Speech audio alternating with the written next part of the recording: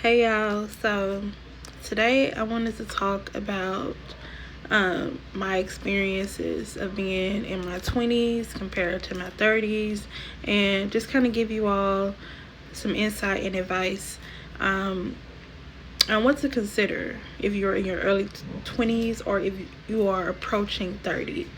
Because when we are in our 20s, there's this immense pressure of so, as a 33-year-old woman, I pretty much understand that when you are in your 20s, because I remember when I was 25, I just knew that I was going to be married by the time I was 30. I just knew that I was going to have all these different businesses and all this money rolling in. I just pretty much knew I just had everything figured out. But the thing is that God is in control of what we call divine timing, right? And we also have to consider that we have this thing called purpose and experience, and everyone's purpose and experience is unique. Okay, a lot of those things, the typical societal norms or standards that we have may not be in the cards for you. So it's important to consider other things that makes your life meaningful and beautiful. And first, it comes to understanding what your purpose is. And this is not to say that you won't be able to accomplish those things in life. I'm just saying that things may not come when we want them, right? I pretty much started out late in life. I'm pretty much a late bloomer. Like, I'm an only child, still lived at home with family. I didn't get my first car until I was like 26. And I think I got my driver's license when I was like 28, honestly. Like, so I pretty much started out late in life, and I'm pretty much grateful for it because I don't have any kids. I don't have any other attachment. It's just really me, right? It's just really me betting on myself. And I'm grateful for the way that my life turned out because I didn't really have as much relationship experiences with men as opposed to, like, I never really had like a real relationship before, and I know it was a reason for that. And I'm very much grateful that I was protected from a lot of things because now that I look back, a lot of my past dating experiences with certain men, like, they just really weren't worth the damn in my time. And I think about, damn, I could have got pregnant by this person. This person could have made me a single mother and I would have been miserable. It's like I have so many dreams and aspirations and goals for myself, and I'm just glad that I was protected from a lot of those things. So I just want to say that your 30s is the fucking beginning, okay? Your 20s is when you are learning and relearning yourself, which is pretty much you're going to do all throughout life. So your 20s is what I like to call the meantime. It is a time of self-discovery. It is a time of trial and error. I went through a lot of ups and downs when it comes to starting businesses, where I would start certain projects and didn't fully complete them. Baby, I was going from job to job. Now, I wasn't really dating in my early 20s. I didn't really start dating until I was like 27. Throughout my early 20s, the men that I did entertain, they were older than me, like 20 plus years older than me, and most of the interactions that I had with men were platonic. But when I got like around 27, that's when I kind of went through my little hoe phase. Pretty much quote unquote dating. I just never been like a real dating type of person. Like, I have flings, and whenever I meet somebody that I really liked, I will give all my time and energy and devotion into that until that experience is over with. And most of my experiences that I had with men in my late 20s were pretty much short-lived. It wasn't nothing that evolved into like a real relationship. And this is what I started to get really, really depressed about. It's because it's just like, damn, like, I cannot get the relationship that I really want to get. It's like things will start off really good, and then out of nowhere, boom. Either I end up completely losing interest, or I either find out that this person is either already in a relationship with somebody else. It either what ends up happening is that I end up finding out that this is a third party situation. The person is not ready, or I'm not ready, so it's pretty much been those things. And this is when I begin to question myself. It's just like, okay, am I ever going to get in a relationship? Am I ever going to get married? Like, what the fuck? So I actually wrote a thread on Twitter about this last year, and I'm going to read it to you all. You can follow me on Twitter, the same handle as my Twitter, Crown Me Toya. But it says here, advice for young women. If you are still able to live at home, do it for as long as you can. Use this as an opportunity to invest in yourself. And what I mean is that living at home with family, you ain't got a whole lot of bills. I ain't have a whole lot of bills. And when I was like in my early 20s, baby, I was just spending money, splurging, buying hair, buying things that I wanted. Like, I wasn't really into like credit and stuff like that. So make sure that you start off by getting you like a credit card, building your credit. So let's just say that you don't have any credit at all, or you're looking into improving your credit. A really good way to start is by downloading this app called Self-Lender. Self-Lender is a credit building tool to help those establish credit, and you're basically doing this by saving your own money. So you pay them about $30 to $40 a month. They do give you a credit card, okay? And with this credit card, I want to say I used it about 3 to 4 times a month, and each time that I used it, I want to say I spent less than 5% of it, and each time that I use it, I made sure that I pay it on time, okay? And this is a really good way to make your credit go up. I have at least 3 credit cards, and each of them, the highest one that I have now is $5,000. But I just started out with a really small credit card, and this was like $300 that I built over time. And then I got one that was for $500. Then I got another one that built up to $1,000, and then I got one that was like $5,000. Okay, so credit is your friend. Okay, credit, I don't care what nobody say, credit is your best friend. Credit is going to open doors for you. So make sure that you build a good relationship with credit. Also, make sure that you open up an emergency savings account. I can't stress that enough, that life is very unpredictable, and you just never know when you need that financial cushion, in case life puts you on your ass. You may lose your job, something may happen to your car, anything. And I actually have 3 different accounts. I have 2 different everyday checking accounts with 2 different banks, and then I have another account where my emergency savings is. This is a high interest bearing savings account, and I also have my Roth IRA there as well.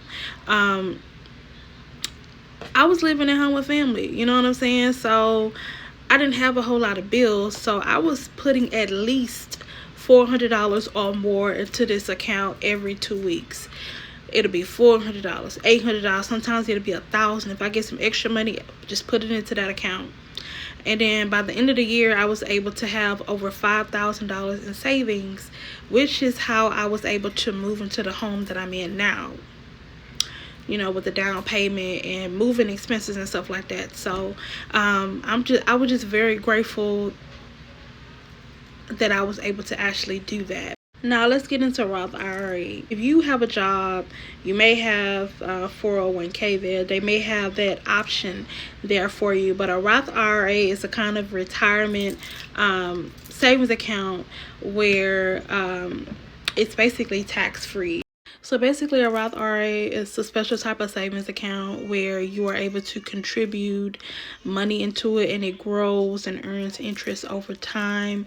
And by the time you are the age of 59 and a half, you are able to withdraw that money without any penalties. I believe the limit that you're able to contribute within a year is $6,500. So a Roth IRA is more of a employer sponsored plan. So the withdrawals, the taxes are delayed until you actually make withdrawals. So now I hope y'all ready for this next one. Relationships are about relating. Try not to attach yourself to expectations. This will help you avoid feelings of resentment later on. You will get triggered. You will get hurt because no one is perfect. Most of this shit is trial and error. Get the lesson and create boundaries for yourself. That's a big one for me because now that I look back, a lot of the dealings that I had with certain men, I wouldn't give them the time of day. They wouldn't get conversation from me. I would have instantly blocked them. Okay, but I understand that was a lesson for me because it was at a point in time where I was afraid to. Well, I wasn't necessarily afraid, but I was the type of person that likes to go with the flow of things. I'm an Aquarius. I like to go with the flow of things, and I would think eventually, this can progress to a relationship or something. The connection will deepen. Just me being open-minded, me being kind and nurturing and open. All this stuff can lead to you getting taken advantage of. Okay, and over time, when I felt like I wasn't getting what I needed or what I wanted in a relationship, I did, to a certain extent, begin to become kind of jaded or resentful, and I didn't want to be that way. I didn't want to feel like that men cannot be trusted, or that I can never find a man that brings me that emotional closeness, or someone that I can feel safe with, right? So I really had to relearn and redefine my relationships with men. And it had to start off with my father. It started with my father. Okay, dealing with my father, losing him at a very young age, and abandonment and all this stuff. So it was a really, really hard thing for me to actually let people go. Like, I could let somebody go by blocking them, but that emotional connection could still be there. And over time, I began to lose patience with certain things. When I wasn't really getting my way, I'm like, fuck this shit. Fuck you. I'm going to block you. Goodbye. Okay? So that's the type of shit that I was on. This is when I started doing my shadow work. And I was like around 30, 31-ish. Started doing my shadow work. And I met somebody who, when I tell you, this man triggered me and reminded me of every man that I've ever dealt with. Okay, this man reminded me of, this man triggered me to no end. Okay, this person brought out the best and the worst to me. This is what you quote unquote call your twin flame, your divine counterpart, your divine masculine, whatever it is. The twin flame shit is not what the fuck is cracked to be. Okay, I'm gonna tell you that now. It's not what it's cracked to be like. And I just hate that people romanticize this shit. And I blame these people. I'm just gonna be straight up. And in most cases, a lot of us don't even end up being with our twin flame. Twin flame is about becoming whole and complete within yourself, so that you can move on to the next experience. It may be with that person, it may be with someone else, but I want y'all to keep that shit in mind about twin flame. I'll make another video about twin flames I'll make another video about that. But throughout that experience, I can pretty much say that he taught me a lot about myself and taught me to define what it is that I really want in a relationship. Because at one point I thought that I really knew what I wanted, and the things that I thought that I wanted in a relationship or from another person, I can actually give it to myself. Okay, so that is the beautiful thing about relationships, is that, again, you learn a lot about yourself. It definitely taught me a lot about patience as well, because I felt like, I remember this person used to make me so angry. You know, I felt like if this person was trying to take advantage of me, or if I felt like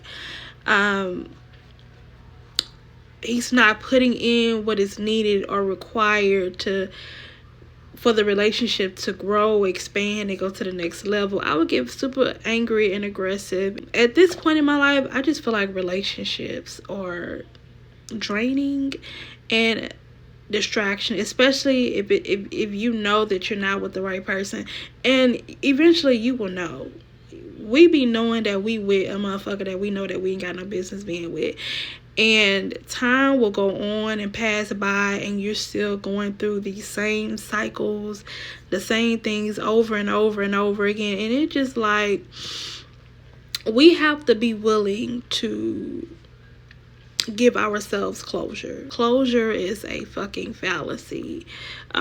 We be wanting to see closure to see if there's any more room for growth, or if this person would change. And it's like, that person has basically showed you who the fuck they are.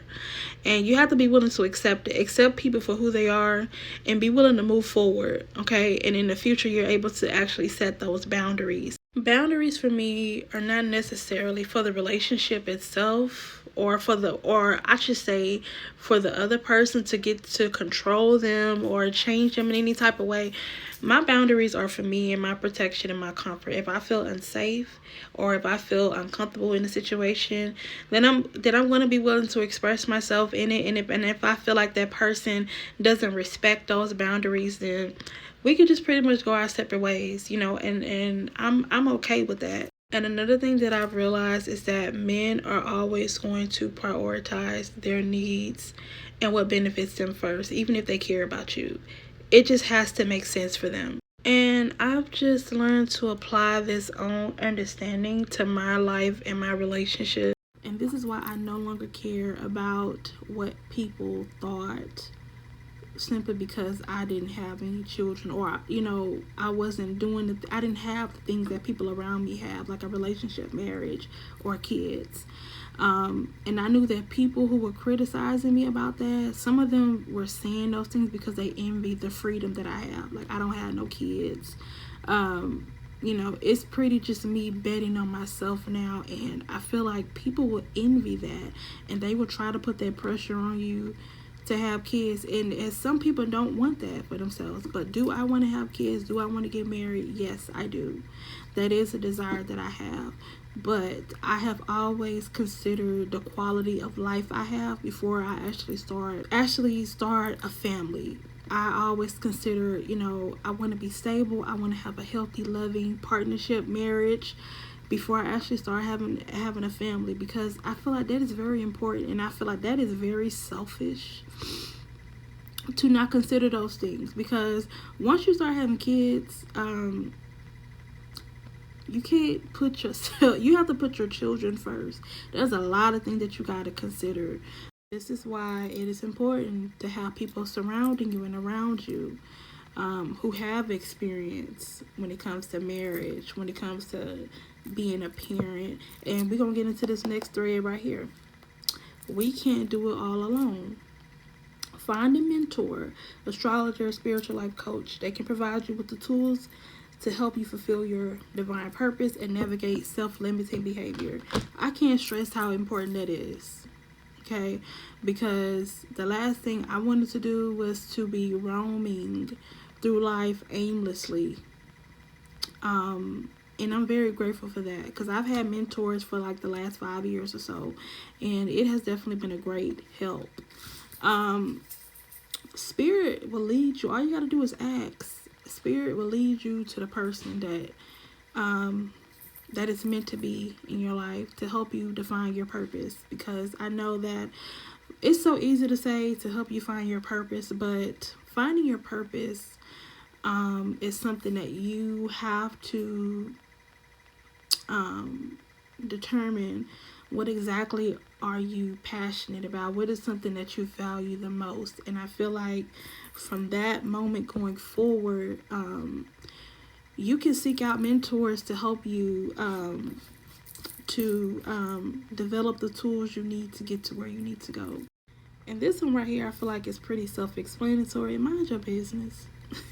They say time and energy is a precious resource.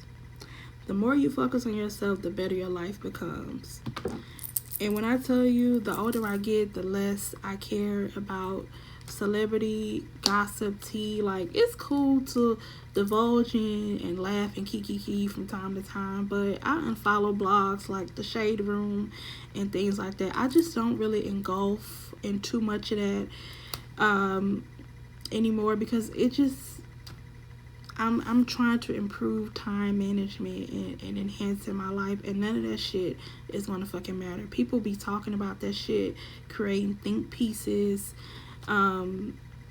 Gossip doesn't really do much for me like anymore. Like I just don't give a fuck. And this is why I've pretty much decreased feeling the need to prove a point and making announcements, because I don't even like people in my business like that. Pretty much anything that I have shared on social media is things that I feel like that could help someone, inspire someone, you know. And I know that a lot of shit is going to come with the territory. You're going to get people who envy, jealous, and petty and all this bullshit. I know that a lot of that shit going to come with the territory. Also, I feel like it's very important to utilize technology and the internet in effective ways that can improve the quality of your life and to help you generate multiple sources of income. Creating something that people actually need is where you will start. Like, I've written 3 ebooks this year, and I have created an actual course. So yeah, creating like some type of digital asset is something that is going to be of value. Like in this digital age, you gotta be able, you gotta take advantage. Like, it's so many people making dumb money just creating like simple basic shit like a fucking planner, a digital planner, and you'll be a damn fool if you didn't take advantage of that. I like to look at the internet now as like a vision board. Like, this is where I come to manifest. This is where I come to create. I don't come on here to bullshit no more. I come on here to make money, create the life I desire. I come here to teach. This is what I come on here for. So I say all that to say, baby, being in your 30s is fucking lit. Okay? But I will say this, like, it go by fast as fuck. Because I remember, I'm like, damn, I'm finna be 34 in a couple of months. I remember when I was 30. And it just went by a lot. I'm like, damn, where the fuck did the time go? But I wouldn't trade it for nothing in the world, I swear to God. Because once you go through your Saturn return, and then after that, like around 31, it feels like that's when the roads start to open up for you. Like, being in your 30s is like you pretty much know who you are, and you know where you're going. You're just refining your life and your goals, and I love it. Anyway, I'm gonna go to bed. Bye.